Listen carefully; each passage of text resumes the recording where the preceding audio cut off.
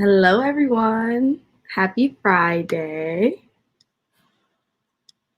So my name is Jakira Williams. I'm an intern at the Community Enrichment Project, and I am here today to steamroll the first of our episode of our annual summer series. During this series, we will have guest speakers come and drop gems for the youth and to the youth of Washington, D.C. And today, I have the honor to be here with my co-host, Anthony Jenkins, and our guest for the day, Shannon Lynch. And for our audience members who don't know who Shannon Lynch is, she is an associate producer and audio engineer for the production studio New America. Her primary duties include producing podcasts and overseeing live audio production at New America. Yes, so Shannon, it's an honor to have you here today. We just want to basically probe your brain and see if you can drop some gems on the youth and give them any advice. So we can just give you a series of questions to get you thinking, get the juices flowing, and then you can just take it away, okay? Okay, cool. So the first question we have today is, what made you want to pursue a career in producing and audio engineering? So it's kind of a long answer. I originally got into audio engineering through music, but then I realized that I could actually combine it with my interests in politics. After doing an internship at SiriusXM, working on some political talk shows, I realized that I could do audio and politics. So DC is the perfect place for that. It's a very specific career, but long story short is I got into it originally because of the music that I was doing when I was younger. That's cool. That's cool. Great. Next question, how have you used your skills and talents as a producer and audio engineer to advocate for civic engagement? So a couple of different ways. Of course, through my job, I believe that I help encourage civic engagement by, being a tool of trying to spread more information about our government and how it works. Like I said, when I was working at SiriusXM, I was working on a nonpartisan political news show. So it quite literally was spreading news of what is going on, just the straight facts in our federal government every day. Now I work at a think tank called New America, like Anthony was talking about. And for those that aren't familiar, think tanks, essentially, they do a lot of research and a lot of writing, trying to solve policy issues, trying to propose different ways to fix our government or make it better. So all the podcast projects that I work on now are very policy-based. So in that way, I try to indirectly, same thing, be a source of information for the public. Outside of my day job, I founded a 501c3 nonprofit called She Votes about 4 years ago now. And I've been able to use my production skills a little bit in that as well. Creating content for our social media channels and feeling really comfortable with doing live interviews and recording videos. And so I've kind of got to use it in my day job, but also in my side hustle, not really a side hustle, my passion project on the side. That's amazing. I feel like it's that's great. People that can say they're able to do what they love and get paid to do so, and also while still contributing to the community. So go, great job, Shannon. Great job. Yes, I love you for that, Shannon. I love you. Thank you. So as you mentioned, you're the founder and executive director of She Votes. And I believe your company's mission is to support those who identify as a woman in becoming registered and responsible young voters. So what would you say to the young women here today who may believe their voice doesn't matter when it comes to being politically involved in their communities and broader scale, their nation and things like that? Yeah, it's a $1 million question that I think about a lot. There's a couple of things. The first thing I would say is that even if you're not voting, that's still a political action. In a way, you're still voting in favor of the status quo of how things are. You're not contributing to any type of change.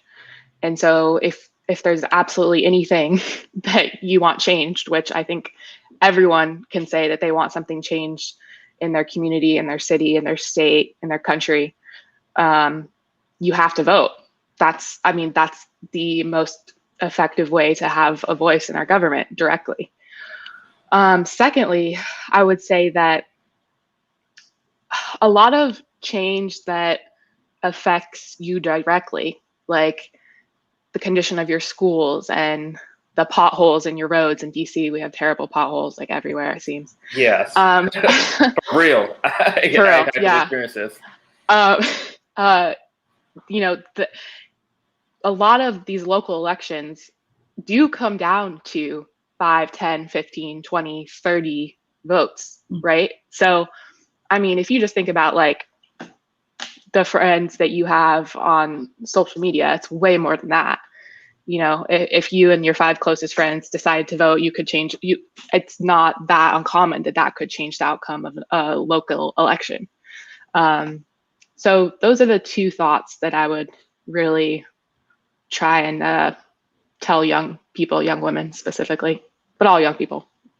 I think that's very powerful, especially when you said in the beginning about choosing to not vote is choosing to stick to the status quo and being complacent in where we are in our government and how the government is pouring into these urban communities, such as the ones that the Community Enrichment Project is trying to basically pour into. So I think that was very powerful that you mentioned that. So yes, it's very important to vote. Yeah, I would say so too. Yeah. I'm guessing you both are in college, right? Yes. So yeah, I just graduated.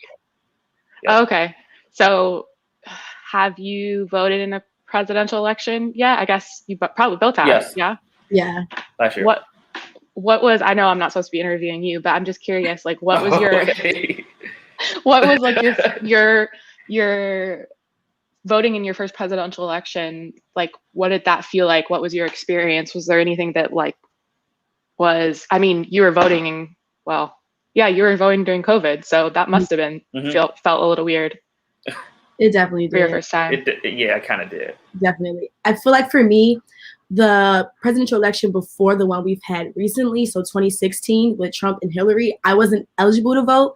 And it was frustrating because I feel like that's when I really started to become very involved civically when it comes to like want to be involved politically and also making sure that my voice is heard and like convincing my peers and like my cousins who are older than me to vote because I couldn't do so.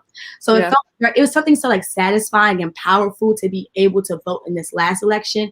And despite it being COVID, I knew I was going to be there. I went to a liberal arts institution, so they also advocated for voting. Like there was a whole week dedicated to like making sure you get out and vote. Like it's elections, go.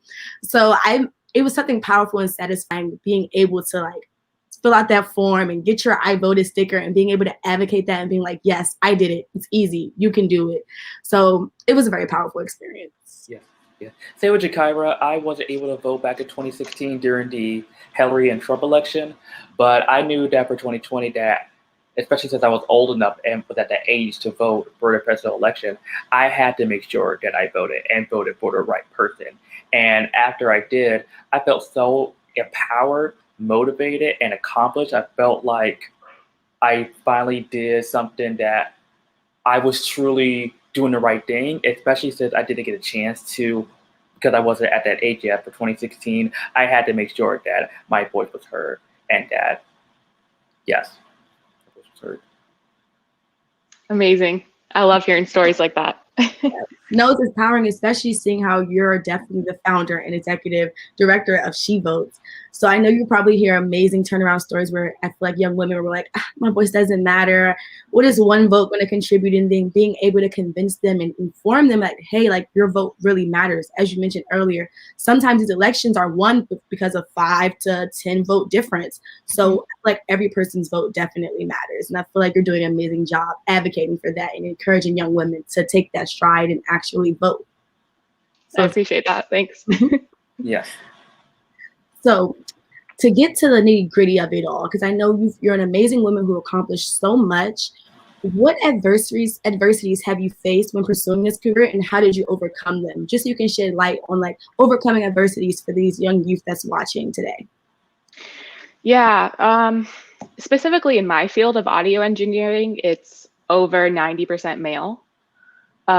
So in a lot of the spaces that I've been, I went to school and studied audio engineering. I got a master's in audio engineering, and most of the time I was the only woman in the classroom or in the studio, and that can definitely feel a little uncomfortable. But as long as you know that you have faith in yourself and this is what you want to do, then you belong in those spaces, even if you are a minority in that space. So that's the first thing that comes to mind. I think also just not being afraid to mess up and fail. I think with anything, but with audio engineering in my case, learning new skills, learning how to use new equipment, you're going to feel stupid some of the time. Like you're going to think, why can't I figure this out? Why have I messed this up 5 times? Why can't I remember how to do this?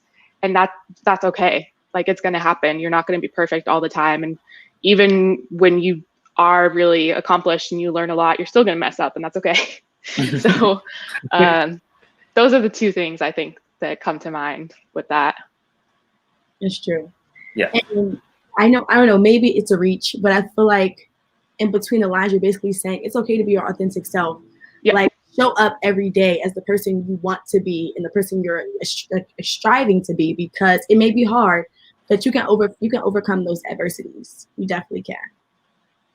Perfectly said. Yep. So, Shannon, what advice would you give you starting out in this industry? I know you kind of touched on it a little bit, like becoming your authentic self and making sure you show up in those spaces. And it's okay to feel like you don't know much and just like learn a lesson. But when it comes down to it, like, what would be like the key advice you give to the youth? I would say, if you know that it's something you really want to do, whether it is like production, audio engineering, or anything, you should not care so much about, this is super cliche, but like, it's true, what other people think, like what your family thinks, what your closest friends think, because at the end of the day, you're the one that's going to have to live with that decision for the rest of your life of, what career path you follow. No one else gets to do that or has to do that for you. And I know that's easier said than done, especially, when we get certain pressures like from our teachers or our counselors or our parents. But you really just, even if it feels super uncomfortable at first, you will be happy and thank yourself later that you did that. I mean, in my case, I was on a pre-law track in undergrad. I went to Georgetown to study politics. And summer before my senior year of college, I was like, wait, I don't want to sit in an office the rest of my life and stare at a computer screen. And, I don't want to be in the rat race. And having that realization was super scary because there was no like clear path forward. I didn't know how I was going to make it work, but I knew I didn't want to go on the path that I was going on. And it was hard. Like it wasn't like I graduated from college and then went straight to law school and then worked in a law firm. Like there was a clear mapped out path for me. I had to kind of figure it out, and it took several years. But like looking back on it now, I'm in my late 20s now. I'm really happy I did that, because I know I'd be miserable right now if I was having to go into like a law office every day. Like, no offense to lawyers, that's just like not me, and I know it's not me. So you really just got to do what you want to do. Super cliche, but it's absolutely true. It really is. I feel like I personally relate to that. I feel like there's a lot of people that's viewing this stream and they can relate to that, because I feel like we were talking about this earlier with our boss, Lauren, how I feel like this generation is so set on actually following their passions and their careers and not just sticking to the status quo or just taking the easy route, which is like paved for you, like going to law school, then doing the bar, and then getting into an actual like law firm. So I feel like we're all just trying to live our passions and not just stick to the status quo. So I feel like that was really relatable. Yes, I can relate to that story too, Shannon.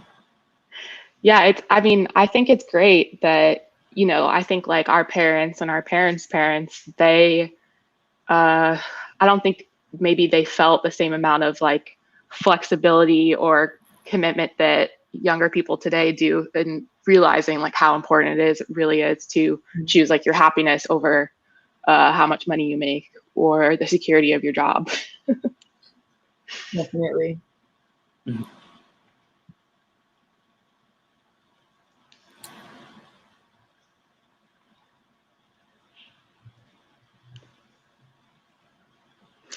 Do we have any questions from the comments? Probably not yet. It's quite early. Yeah, no questions yet. Mm-hmm. I'm seeing. Okay, well, I'm happy to answer any other questions that come to mind for you two. I think that was kind of the full list that you had sent me. Yeah. But I mean, so I don't know. Here's one from the private chat. From the audience, what things or perspective do you think women in audio engineering can contribute to the bigger picture of this field? It's from our boss Warren. What things or perspective do you think women in audio engineering can contribute to the bigger picture of the field? I mean, I think it's just in general, it's better to have, especially in media, I mean, in every industry, but especially in media, to have diverse voices that are, producing and creating this content, because the people that are consuming it, don't necessarily, like the people that create the content should reflect the people that are consuming it, because I, like, as a woman, I'm going to have a different perspective as a man. Like a Black man is going to have a different perspective than me, or a Black woman is going to have a different perspective than me. And they all should be involved in creating that content, because we're not all, we're not one group of people in the United States. And, but women specifically, that's hard. I want to say that, like, and this is like no offense to some of my male colleagues, but I've definitely had interactions with male audio engineers that are just like not very personable. Like, they're super smart, right? Brilliant engineers. But when it comes to, you have to record someone in a studio, people feel super uncomfortable, whether they're recording a podcast or they're a band recording a song. Like, as an engineer, you should try and help people feel comfortable. And I think maybe that women are better at that some of the time. That's just like what I've observed, but for audio engineering, yeah. That's cool. Yeah. So, to end on like a lighter note, can you just have the most like an exciting audio project you've completed in like the recent years, or like a project you're really proud of and you're like to this day like, that was my favorite project to date?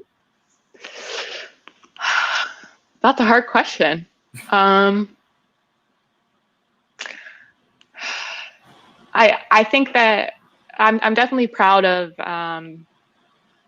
some of the projects that I've done at New America, for sure. But I think that working during the 2016 presidential election, and I was working in live radio then, and so that's not necessarily like a project you could go back and listen to, but I think I'm like really proud to have been a part of that. It was, profoundly impactful on my life. That's why I ended up creating She Votes, basically because of how close I was to the day-to-day coverage of what was happening in the 2016 election and the aftermath of it, right? And like the several years after. So I would say that, really. I don't know if that's like a direct answer to your question, but yeah. I'm working on a podcast project right now that I'm very, very excited about, but nothing about it is public yet. But I'll definitely send it to you guys when it's done. It's DC specific too, so please do. Yes, please do. I will. Look forward to that for sure. Be on the lookout, y'all. Shannon's doing big things. Yes. If you get the name, Shannon Lynch. Yeah. Be on the lookout for her, y'all. You guys are funny. Yeah. Any more questions, Takara? No, I think we're good. If we don't have any Yes. questions from the audience, you could take it away, Ann. Yeah, I don't think we have any more questions, but would you all join me in giving Shannon Lynch a round of applause? Thank you, Shannon, for joining us. Thanks for inviting me. Yes, it was a pleasure having you, great getting to know you and your profession and your career. And yeah. We're definitely looking forward to all the things you're going to continue to accomplish, as well as keeping tabs on you in this upcoming project, because it sounds amazing. Yes. I like this exclusive. Definitely interested. Pins and needles. I'm ready to hear about it, but I'll be patient. Me too. I'll let you guys know.